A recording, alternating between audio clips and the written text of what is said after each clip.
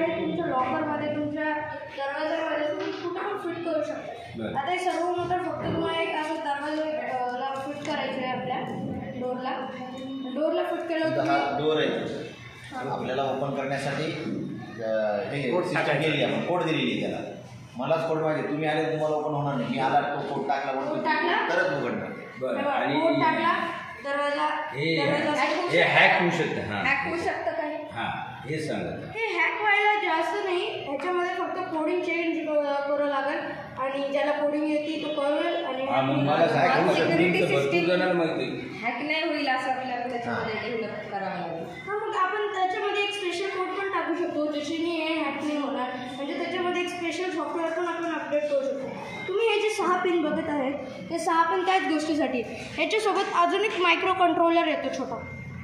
ठीक आहे, हे 6 पिन आहेत छोटी. हां, तर या पिनवर जर आपण त्या AI चा एक छोटा मायक्रो कंट्रोलर त्याला लावला आणि त्या कंट्रोलरला सांगितलं की एक प्रोग्राम टाकला की त्याच्यात वर्ड लूपमध्ये वर्ड सेटअपमध्ये की ह्याच्यात अशा अशा गोष्टी नाही व्हायला पाहिजे, ह्याच्यामध्ये कोडिंगचे बदलाव नाही व्हायला पाहिजे. म्हणजे जर कोणी ह्याचे कोडिंगचे बदलाव केले तरी स्वतः लॉक राहील आणि मग ह्याच्यावर तेच होईल रॉंग दाखवून आणि उघडणार नाही, याची कोडिंग चेंज होणार नाही. तर याचा एक्सेस आपल्याला मोबाईलवर घेता येईल? हो घेता येईल. आता आपल्याकडे ब्लूटूथ मॉड्यूल पण आहे. आपण ब्लूटूथ मॉड्यूलला लावू आणि MIT इनोव्हेटर नावाची वेबसाईट दिसेल, त्याच्यावर आपण ॲप बनवू शकतो. जास्त कोडिंगची गरज नाही लागत. आपण त्याच्यावर ॲप लावून ते ब्लूटूथला कनेक्ट करू शकतो. मग म्हणजे आपण आपले मोबाईल लॅपटॉप सगळ्या गोष्टी करून त्यात चालू करू शकतो. म्हणजे सिक्युरिटी सिस्टीम अप्लाय करायला आपल्याला कॉस्टली जावं लागेल?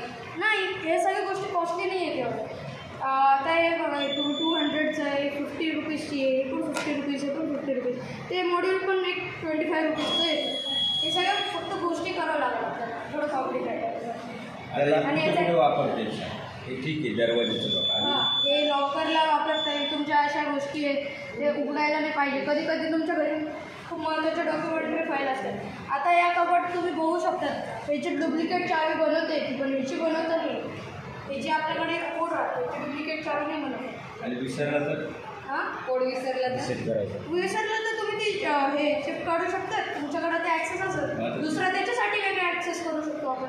तिथेही मग त्याच्या ॲक्सेससाठी त्याचं पिन टाकल्यावर मग ती चिप निघेल आणि मग तुम्ही जे काय तुम्ही वापस त्याचं कोड चेक करू शकतात की याच्यामध्ये पासवर्ड काय आहे. आणि मग तुम्ही तुम्हाला लक्षात येऊन देईल तुम्ही कोड टाका आणि